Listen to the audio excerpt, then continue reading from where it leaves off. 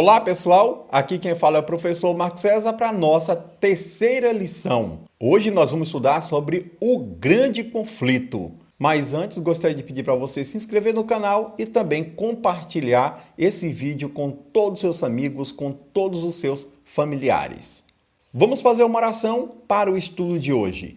Querido Pai que está nos céus, muito obrigado, Senhor, porque estamos já nessa terceira lição e estudaremos agora sobre o grande conflito. Queremos entender esse assunto de forma brilhante através do Teu Espírito Santo. É isso que nós te pedimos em nome e por amor de Jesus. Amém.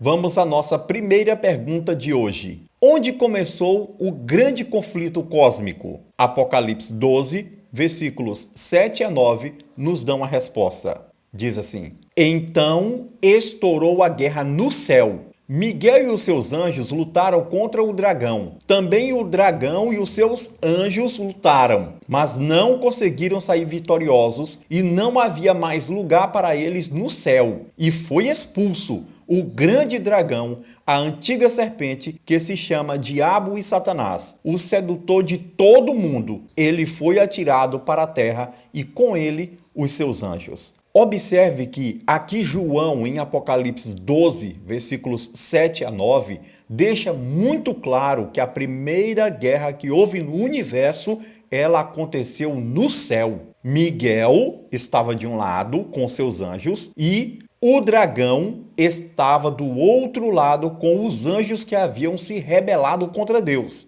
Satanás chega a pensar que poderia vencer a Cristo. Esse Miguel, não tenha dúvida, é um título dado a Jesus Cristo toda vez que ele vai lutar contra o dragão, ou seja, Satanás.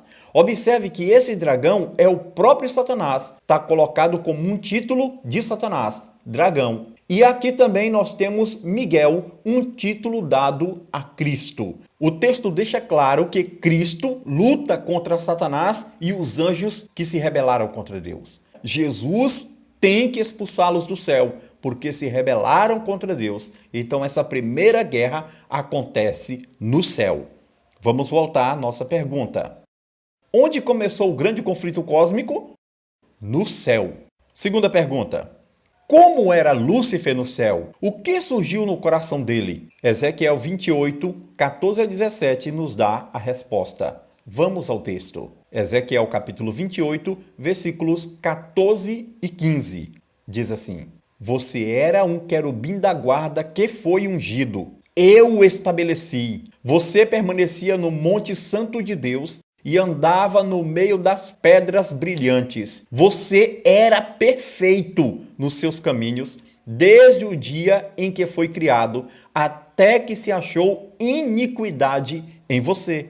Você está vendo? Lúcifer era um anjo, ou seja, era um querubim da guarda, completamente perfeito, de acordo com o versículo 15. Ele era um anjo portador de luz. Daí vem a palavra Lúcifer. Então Lúcifer foi criado por Deus completamente perfeito. Ele foi criado. Veja que o texto diz muito claro. Você era perfeito nos seus caminhos desde o dia em que foi criado até que se achou iniquidade em você. Algumas pessoas pensam que isso é impossível. Como Deus poderia criar um anjo, um querubim perfeito, e esse anjo, sendo perfeito, poderia se rebelar contra o seu Criador? Deus criou os anjos completamente perfeitos e esses anjos foram dados a eles livre-arbítrio, ou seja, esses anjos amavam a Deus por puro prazer, amavam a Deus de todo o seu coração. Mas quando Lúcifer começa agora a observar a adoração de Deus e ele começa a querer trazer essa adoração para ele, como se ele não fora criado, como se ele fosse um da divindade, assim como Cristo, assim como o Espírito Santo que nós estudamos na lição passada. Jesus nunca foi criado, Lúcifer foi criado e por esse motivo Lúcifer agora começa a trazer em seu coração algo que ele não conhecia. Ele começa a cobiçar o trono de Deus, ele começa a se rebelar contra Deus. Foi por isso que ele era perfeito, mas Deus não tem culpa nenhuma de Lúcifer se rebelar contra Deus. O pecado que acontece no coração de Lúcifer foi por quebrar um dos mandamentos de Deus. Ezequiel 28:16 continua dizendo: na multidão do seu comércio, você se encheu de violência e pecou. Por isso, ó querubim da guarda, eu o profanei e lancei fora do monte de Deus. Eu o expulsei do meio das pedras brilhantes. Aqui Deus está dizendo claramente que teve que expulsar Lúcifer do céu porque ele pecou. Versículo 17 prossegue dizendo: você ficou orgulhoso por causa da sua formosura, corrompeu a sua sabedoria por causa do seu resplendor. Por isso eu o lancei por terra, eu o coloquei diante dos reis para que o contemplem. O orgulho encheu o coração de Lúcifer. Lúcifer era completamente perfeito. E por causa da sua formosura, por causa do seu resplendor, um anjo de luz, ele achava que poderia ser igual a Cristo ou até mesmo superior a Cristo. E por esse motivo, ele encheu seu coração de orgulho e de pura inveja, cobiçou o trono do próprio Deus. Vamos voltar então à nossa pergunta. Como era Lúcifer no céu? O que surgiu no coração dele? Nós vemos pelo texto de Ezequiel que ele era perfeito, mas ele deixou que o orgulho e a inveja surgisse em seu coração. Lúcifer pecou contra Deus, mas ele não tinha motivo nenhum para se rebelar contra Deus. E por causa do pecado que ocorreu no coração daquele anjo perfeito, que se corrompeu e deixou de ser perfeito, Lúcifer transforma-se em Satanás e por esse motivo teve que ser expulso do céu. Vamos para a nossa terceira pergunta de hoje. Qual era a real intenção de Lúcifer no céu? Isaías, capítulo 14, versículos 12 a 14, nos dão a resposta. Isaías 14, 12 a 14 diz assim: veja como você caiu do céu, ó estrela da manhã, filho da alva. Essa palavra, estrela da manhã, ela significa literalmente portador de luz, ou Lúcifer. Veja como você foi lançado por terra, você que debilitava as nações. Você pensava assim: subirei ao céu, exaltarei o meu trono acima das estrelas e me assentarei no monte da congregação, nas extremidades do norte. Subirei acima das mais altas nuvens e serei semelhante ao Altíssimo. Jesus sempre foi adorado no céu. Os anjos tinham prazer em se curvar diante do Filho de Deus e diante do próprio Deus. Agora Lúcifer queria buscar essa adoração para si próprio e agora começa a invejar o trono de Deus, aonde Cristo estava sentado. Um anjo criado pensa que pode tomar o lugar de Deus. Foi isso que aconteceu. Ele disse: exaltarei o meu trono e serei semelhante ao Altíssimo. Quando Lúcifer permanecia fiel a Deus, completamente obedecendo aos seus mandamentos e adorando a Deus por amor, ele era completamente perfeito.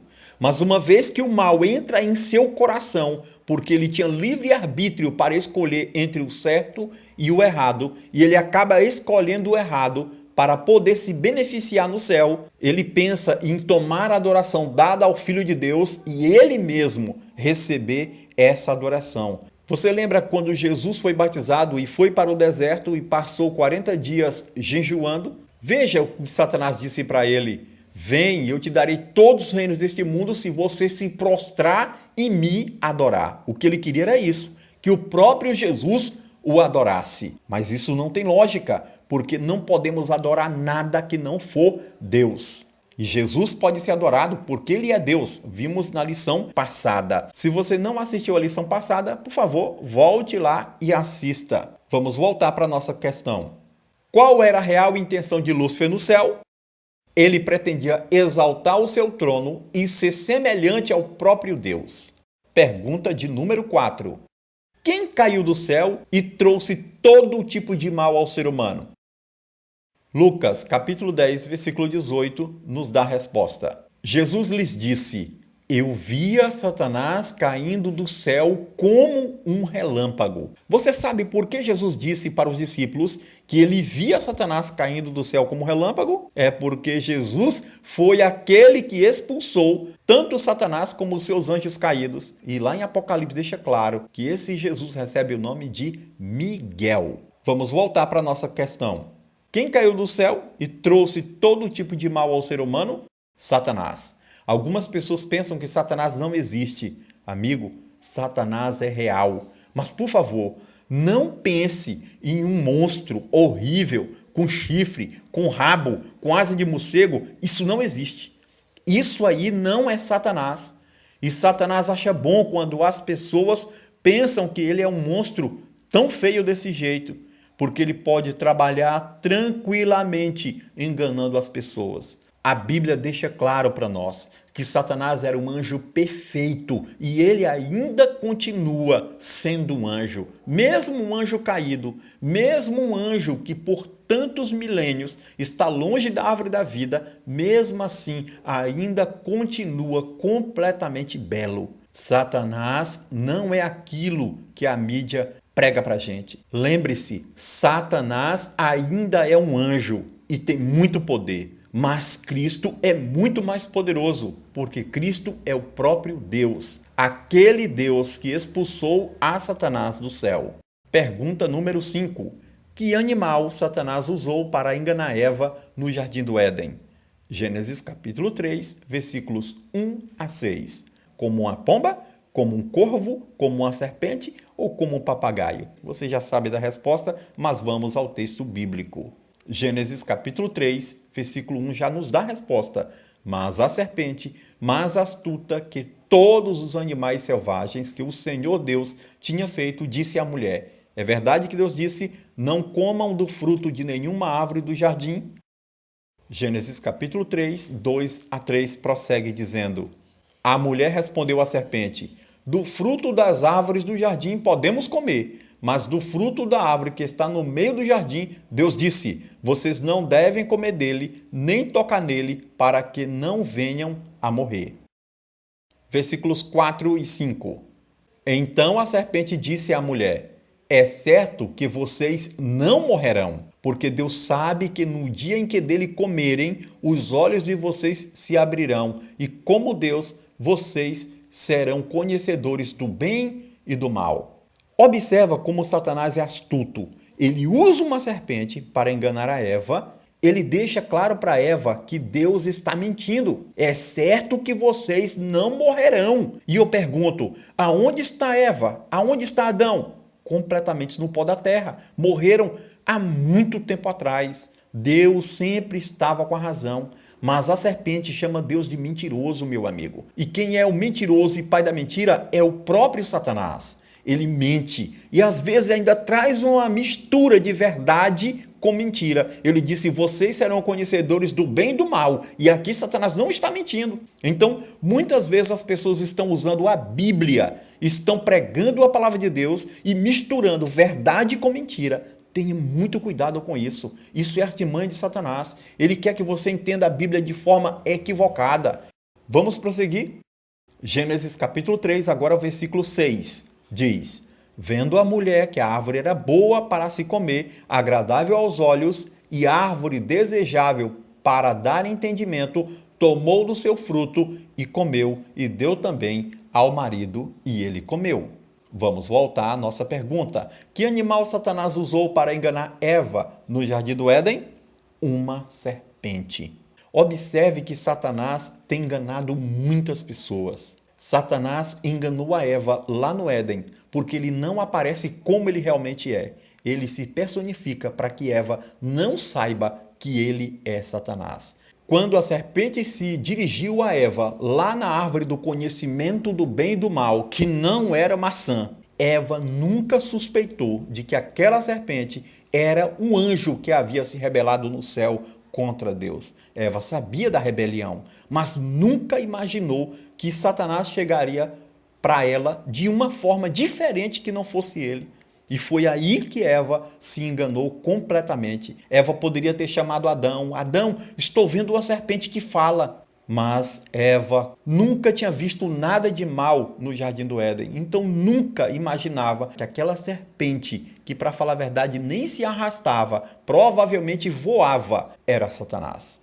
Vamos para a pergunta de número 6. Que consequência terrível o pecado trouxe a todos nós? Romanos 5,12 nos dá a resposta.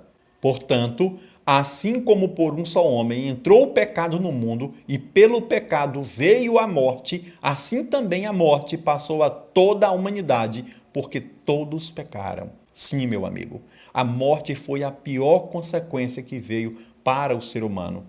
Eva foi completamente enganada, Adão não. Quando Eva encheu as mãos do fruto e levou para Adão, Adão tinha certeza absoluta que Eva iria morrer.